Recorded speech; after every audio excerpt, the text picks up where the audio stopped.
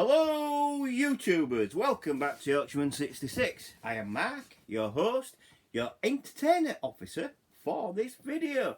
And, believe it or not, cheaper than the BBC. Now, I'm more entertaining as well. Now, what have I got for you today? Well, today on this channel, we're going to talk about Doctor Who villain, the Master. And I think it's poignant because someone wanted to know, who is your favourite villain? It would have been too obvious to do the Daleks or the Cybermen, but really, when I really thought about it, my favourite villain in Doctor Who is the Master. Got to agree with that. Yeah, I mean, so yeah, I've got to, I have to do a video of it, the Master, Doctor Who villain, the Master. The Master was the primary antagonist of the 1996 Doctor Who television movie. He was played by an American actor, Eric Roberts. Now, the television movie, what it's on about, he portrayed a very good Master, did Eric Roberts, is Doctor Who 2000, with Paul McGann as the 8th Doctor. You know, in Sylvester McCoy gets run over by a motorcycle. Regenerates, he's stalled a little bit because he's put in a freezer, but the 8th Doctor does appear. So yeah, and Gordon Master in the prologue, the Master portrayed briefly by Gordon Tipple is executed by the Daleks as a punishment for evil crimes. Now, Roger Tipple, he was a good one. I remember seeing that portrayed by main incarnations, Roger Delgado. Roger Delgado, 1971 to 1972. Peter Pratt, 1976. First appearance, Terror of the Autons species, Time Lord. So, the Master is a Time Lord, as we all know. Yeah. Recurring character in the British science fiction television Doctor Who and its associated spin-off works. He is a renegade alien Time Lord and the childhood friend, later arch enemy of the title character, the Doctor. So it were always going to be that way. But if you look at how many people have played him, it is unbelievable. And it is in chronological, occurrence as well. So I'll show you the picture. So there you go. So there you got the picture, the chronological, showing you the Master right from the beginning, right to the end. I think the last one, him being, the Master, was very good. Missy was very good at being a female Master. The Terror of the Altar. First appearance, Terror of the Alterns. Last appearance, The Timeless Children, 2020. That was his last appearance, Master.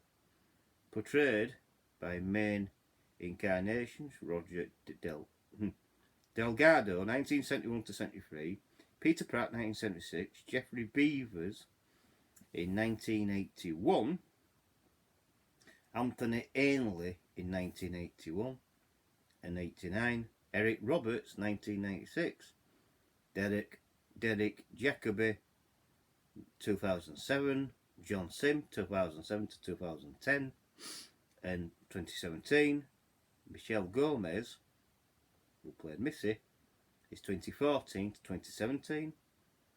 Sacha Dhawan, 2020. And Norman Stanley, 1971. And Gordon Tipple in 1996. William Hughes, Child, 2007. He was the child, playing the young Master, the Child. Actors in audio plays. Species is definitely Time Lord on planet Gallifrey. So it's a renegade Time Lord, what becomes his arch enemy. Multiple actors have played the Master since the character's introduction in 1971 within the show's narrative. The change in actors and subsequent change of the character's appearances sometimes explained as the Master taking possession of other character bodies or as a consequence of regeneration, which is biologically attribute the allows Time Lords to survive fatal injuries. The role was originally played by Roger Delgado. Now, Roger Delgado, he was brilliant. He was fantastic. He was a fantastic master. He really was. I've seen it on replays. I haven't. You know what I mean? It was a fantastic, real fantastic, bloody master. Until his death. He died in 1971 until his death in 1973. And then 1976 until the show's cancellation. In 1989, the Master was portrayed by a succession of actors: Peter Pratt, Jeffrey Beavers, Anthony Ainley, Eric Roberts. Eric Roberts took on the role for the 1996 Doctor Who TV film. Since the show's revival in 2005, the Master has been portrayed by Derek Jacobi and John Sim, Michelle Gomez and Sacha Dhawan. Gomez. Oh, he must be married to her. And portrayed for the first time female incarnation of the Master, known as Missy. The Master returned in 2020 in the two-part episode Spyfall, portrayed by Dhawan, who is the youngest actor to play the role. And Beaver, Roberts and Jacobi, Sim and Gomez reprised the role for the Big Finish audio dramas at the same time. Alex McQueen, Gina McKee, Mark Gatiss and James Dreyfus and Mia Parker portrayed incarnations unique to Big Finish. So there you see. So So there you see that is a decent villain. Aims and character. Would Universal conquer the Master wants to control the universe in The Deadly Assassin? In his ambitions are described as becoming the Master of all matter. He also had a secondary objective to make the Doctor suffer. In The Seer Devils, 1972, the Master mentions that the pleasure of seeing the destruction of the human race, of which the Doctor is fond, would be reward itself. So you see, so the characteristics are there. It's very notable. He can be, and I do say this with all sincerity, he can be very kind. He can be a kind man, but there's always a secondary reason behind it. It's always suspicious when he turns up, the Master. When John Sim played him, I loved it. I really did. When Jerry Jacobi came into it, and I thought that were good. And then when John Sim came into it, and I thought that were brilliant. That were absolutely brilliant. And John Sim, for me, he took it one stage further. And the TV show did as well when they did the Christmas special with him in it, and he caught fire in it, and he regenerated, but he couldn't stay regenerated. He had to do something else to, but he did, and I must admit, he as far as I know, on that Christmas special, he did give his life for the Doctor. Because the Doctor knew that the Time Lords were coming back to destroy Earth, and the Master turned on, literally turned on, because they said, the Time Lords from Gallifrey says you're useless, or something like that. That's how it came out. He's never beaten the Doctor as the Master. He's nearly, but not there quite. If you know what I mean. He's always, he's never beaten him. But I chose the Master for my favourite villain because he is my favourite villain. It's how he manipulates people and things like that. And it's the very same way how David Tennant manipulated all his companions. Throughout Doctor Who. I mean, it started with Hartnell and Hartnell's companions. How he manipulated them were quite interesting, and then how Troutman manipulated as well. It was very similar to how he did it. The difference was when when it went from when the third Doctor came into it, because that's when it was colour. That's when John Pertwee came into it. He was the third Doctor. Now John Pertwee, he had another way of doing things, and yes, he manipulated some companions, but not all. Because he would, if you don't get back in time, I'm leaving you. It's as simple as that. Things like that. But yeah, he did have his own way of doing things, his own unique way of doing things, and it paid off. It did really well. Same with Tom Baker, the fourth Doctor.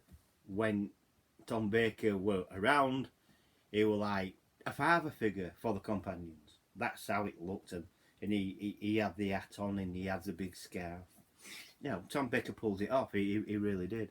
He did really well.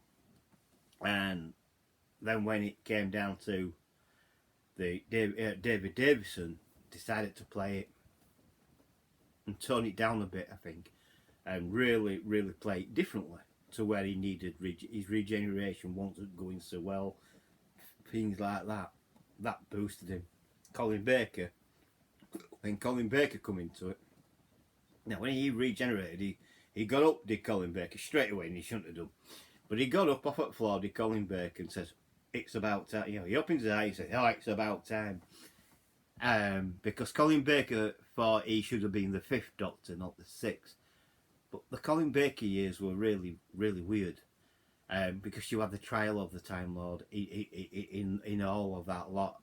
That episode, it was good. It really was good. And it was the trial of the Time Lord. Well, it was supposed to be in any case. Yeah, and things like that. So that was quite interesting. When McCoy did it, Sylvester McCoy did it, he was the seventh Doctor. Now he was bloody weird. He was getting companions from other places. You know what I mean? But he was good. A good Doctor. He really was a good Doctor. Silly hat on. Again, he had the scarf and the umbrella and things. But he pulled it off. I think he was a better Doctor than Colin Baker. I think Colin Baker was the worst one, to tell you the truth, in it all. And that's where it ended in 1989 with Sylvester McCoy until the film. Now the film, what they're on about, the film, it's called Doctor Who 2000, and it is Doctor Who 2000. It's where the Master escapes back on Earth, and he lands, does McCoy, because something goes wrong with TARDIS. He always does. He lands the TARDIS, he opens the door, motorbike comes in, runs him over, then straight back out. Really weird. He dies. The body of the Doctor is taken to, because I think he's dead, taken to the mortuary, where where McCoy changes to Paul McGann. And Paul McGann becomes the Doctor, and he gets out of the mortuary and he does the bit what he's supposed to do. And he gets a companion, a woman. And he manipulates her. Now, we don't see what happens to her. But I do believe when Paul McGann says, you can come, you can both come or you can stay. And Paul McGann gives up that young lad a bag of gold. And off he goes. Now, she's got, and I think she says she'll stay. Now, I think that left it open to bring back the Doctor with David Eccleston and Rose Tyler. That's where the door was left open, and I think it was the correct thing to do. And when they rebooted it with David Eccleston, I think that was the best thing to do as well, because they didn't have any wobbly sets. It was properly. I think a lot of it is CGI'd, and it is all green screen and things like that. And I think that was the right way to go about it. Let's be a bit more grown up about this series, and that, you know what I mean. And that's where it left, and that's why John Sim is a very good master. He's playing it as though he's playing to a grown-up audience, and he's been nasty about it as well. But BBC have put their twist on it as well. This is really when BBC was at its best, in my mind. and that's why I like John Sim. That's why I like David Tennant. That's why I do like, and David Tennant is my favourite Doctor, but I do like Matt Smith, and I do like the other one. can't think of his name now. But yeah, I like all the doctors, even up to Jodie Whittaker. I like how she plays it as well. But Doctor Who fans over here understand it. We do understand. I think with it all depends on what it's like in America. I mean, I can't understand why they haven't done another Torchwood with Barrowman, but I do believe Barrowman and BBC are not talking, so it's understandable. But yeah, I think they should have done. They did Torchwood, but I think they should have done another series, same length as the first Torchwood, and they should have done Torchwood again, and things like that. Because Barrowman does turn up in the new Doctor Who, so yeah, he's brought the Doctor out of prison, hasn't he, and things like that. So he has, he should come back. They should bring Torchwood back, but I don't think they ever will. It's a shame, but it's I don't think they will. So, in my mind, that's my favourite villain. Doctor Who favourite villain is the Master. I like the Master. I like the actor who's played him. I like all the actors who've played him, but my favourite one, it's got to be John Sim. It really has. John Sim has done for Doctor Who what Simon Pegg has done for Star Trek, basically. John Sim made it really interesting, and it wasn't boring as well, of how he played him as well. And John Sim went on to bigger and better things. He did Life on Mars. So there you go. You know what I mean? So yeah, John Sim, I'd take my hat off to him. I'd give him a medal. You know what I mean? John Sim playing the Master, I thought it was pretty cool how he did it, and the way he did it, and as young as, and to get him a young Master as well, that was the key to it as well. To appeal to a more younger, an adult audience, but young, like 18 and things like that. But as far as I know, it does appeal to children as well. So it's been successful. So if you are, so there you go. You got my favourite Doctor Who villain now. It's the Master, and that it would have been too obvious to go Daleks or Cybermen. Really, there is more villains out there, but my favourite villain and my favourite, and that was my favourite episode as well. That Christmas special where David Tennant, he regenerated, didn't he? And that into Matt Smith. So yeah, I thought that was quite cool. So now, if you have liked this video, please give me a thumbs up. Please like the video. Please subscribe if you're new. It is free to subscribe, so I don't know why you shouldn't. So please subscribe if you're new, and watch the content and comment below, and say what you think about Doctor Who. You know what I mean? Keep it within the contents of the video. Also, and this is important as well, also hit the bell icon and it all, and also share the video. Sharing my video to other social media platforms will do this video more good. So please share it to Twitter, Instagram, Facebook, or Bing, or whatever. Please share it to other platforms. It does help get my content out there and get Yorkshireman 66 out there as well. And your friends and your family, share it to all them as well. And also, like I said, comment below and keep it within the boundaries of this video, and we can have a conversation about it. You know what I mean? I mean, who doesn't love Doctor Who? I do. I love Doctor Who. I've liked Doctor Who since 1970s, and things like that. But my favourite Doctor Who in the classic Doctor Who is Tom Baker. I must admit, it really is. He looked more like a father figure. So there you go. So go from there, and I'll catch you on the next video. Bye for now. Oh, and by the way, thank you to all my new subscribers. I do believe I've hit 480 odd. I thank you from the bottom of my heart to all my new subscribers, and to all the subscribers who are stuck by me as well. Thank you.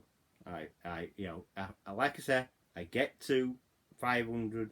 If I get to 500, I'll do a special, and you'll like the special what I'm cooking up.